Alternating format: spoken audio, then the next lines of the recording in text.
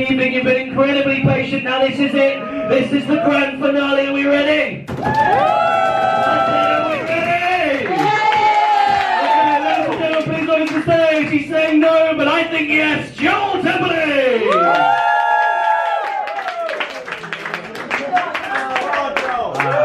Ronnie, are you gonna film me? No, because I want to get out of space. Shit, because I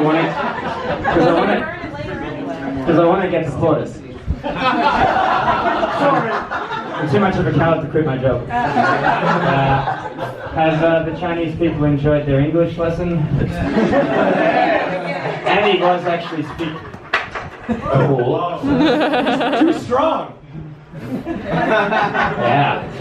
No, Andy actually was speaking English, believe it or not. I think the price of the English lesson is about right, don't you think? Yeah. Fucking ruined it. Yeah. Hey, all the foreigners in here. How you doing, my Western bros and hoes? How you doing? Hey! It's good to see you out and about, because I know why you're out, because your VPNs are working again.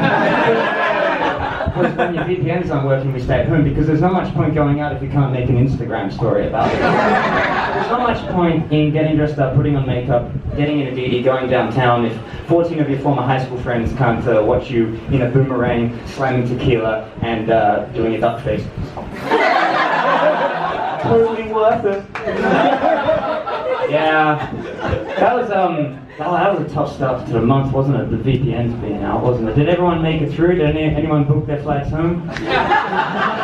Salad days are over. Yeah. No. Actually, I struggled. I started to have nightmares. I'm still having nightmares about incomplete green circles.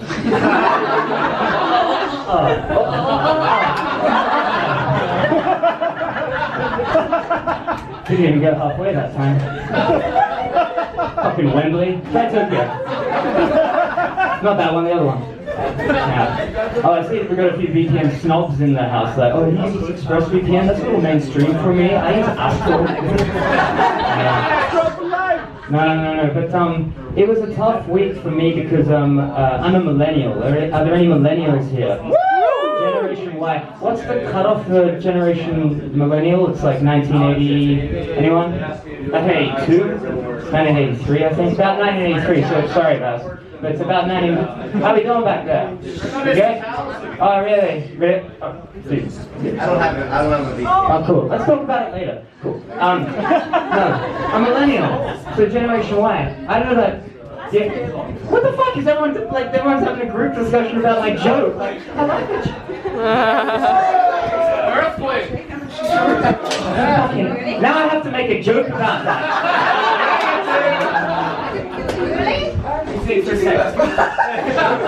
I'll think of one eventually. Is it still going? Do I have to like make an announcement or something? Is the time I've spent talking about the earthquake, is that included in my set time? Okay, don't flash, just give me a minute. Okay, we're all alive. Okay, we'll print the t-shirts, I survived the earthquakes. Yeah, whatever. So, I'm a millennial. Stay on track, people. Stay on track. Focus. Look into my eyes. Look into my eyes. Yeah, I'm a millennial, and it's great being my age because I'm not going to be around long enough to watch the world burn to a crisp, but I am going to be around long enough to mock the people who are. You're going to die a slow and painful death. Shut up, Dad. But the problem with being my age is, like, I don't know about you, but I need to scroll, you know what I'm saying? I need to have a device in front of me and I need to scroll on that device. It's actually been scientifically proven that for people my age, if we don't scroll on a phone for at least 5 hours a day, then we're at serious risk of doing something productive with our life. Yeah, so I have to have a device in front of me, man. I have to scroll. The problem is, what am I going to do? How am I going to get my 5 hours without my delicious Western apps? All I got left is WeChat Moments. So I go to WeChat Moments, and look, here's the thing. I feel like foreigners, Westerners, we sort of fantasize about the Chinese language. You see the characters, when you attach mystery and mystique, we sort of fetishize the Chinese language. Like for you guys, it's just your letters and your words and your alphabet. Big deal. For us, I mean, you've all heard the story about the young, naive chick who gets the tattoo and says, it's Chinese for strong flower blossom. And you guys say, actually that means washing detergent. And it's Japanese. Yeah, so we've all been there, but I I fall prey to that too. I fall prey to that mindset too, because I go to WeChat moments and I see all these Chinese characters and I think, wow, what treasure trove of Confucian wonder and maxims and proverbs and enlightenment have I stumbled upon? Here we go, life about to change. But then something beautiful happened. I helped to translate. And a wall came crashing down, a great wall, if you will. Hey! Yeah. What the fuck? Sorry. That fucking earthquake! No, then I helped to translate and I realized something. China, we're not so different, you and I. You also have boring pedestrian jobs. You also have boring, meaningless lives. And you also use social media to delude yourself and your friends into thinking that your life means something. We are not so different. We are cut from the same cloth. But actually, last week I went to Chongqing. Anyone from Chongqing? Yeah. No, it was actually alright. I saw all the tourist attractions. I watched the train go into the building. And I watched the train come out of the building. And I made it back to Chengdu by lunchtime. But the thing is about Chongqing, see, I was actually a little uncomfortable while I was there, just because of the name, Chongqing. Because when I hear that name, Chongqing, it kind of reminds me of the thing I'd say when I was young, and making fun of Chinese people. Yeah. Don't get me wrong, man, I'm cool now, I'm cool, I'm good. Cut from the same cloth. But when I was a kid, I mean, here's the thing. Kids are idiots, and idiots are ignorant and racist. Ergo, all kids are idiots and racist. And I was once a kid, and the shit, to be a fly on the monkey bars in a playground in Australia in the 90s.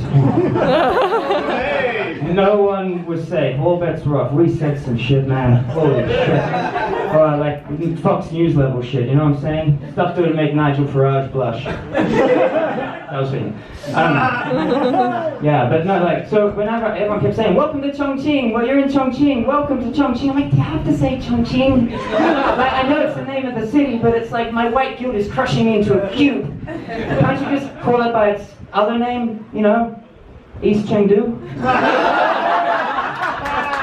Yeah, you like that, huh? Yeah. Well, guess what? When I was there, I called you guys West Chongqing. And when I tell my parents where I live in China, I just say, near Beijing.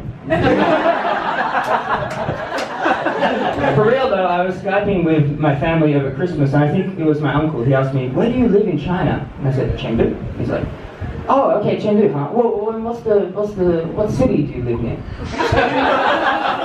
Chengdu. And he's like, yeah, I know, but what's the biggest city near you? Is there a big city near you? Well, Chengdu's pretty big. He's like, oh, okay. Yeah. But what I mean is there like, you know, China has some real big cities, you know what I'm saying? Like, well, what's the big city nearest to you? I'm like, I mean, Chengdu has about, 15 million people? I think it's one of the fastest growing cities in China. Oh, for fuck's sake, Joel! Do you live in Beijing or Shanghai? It's a simple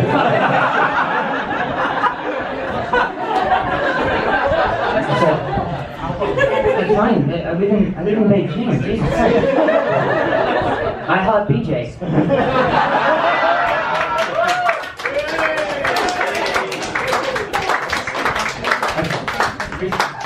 The English version, BJ means something else in English. Yeah, actually, see, I saw that in Beijing. I went up, there was a guy selling the I Heart BJ t-shirt in Beijing.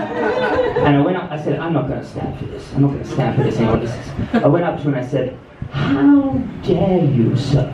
How dare you so flagrantly and recklessly and blatantly sell and promote such a disgusting, reprehensible, dirty thing like Boris Johnson?